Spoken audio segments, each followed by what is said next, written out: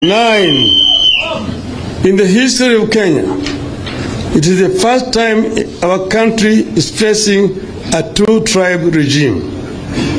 An exclusive one-tribe regime in Rwanda resorted to genocide. In 2007-08, the security forces were unable to control the violence in the Rift Valley simply because of a one-sided security force. Kenya Kwanza is a one-sided illegitimate regime that is planting seeds of ethnic hegemony for a future genocide in Kenya. Only 2 communities are getting appointed to public service. For this reason, Ruto must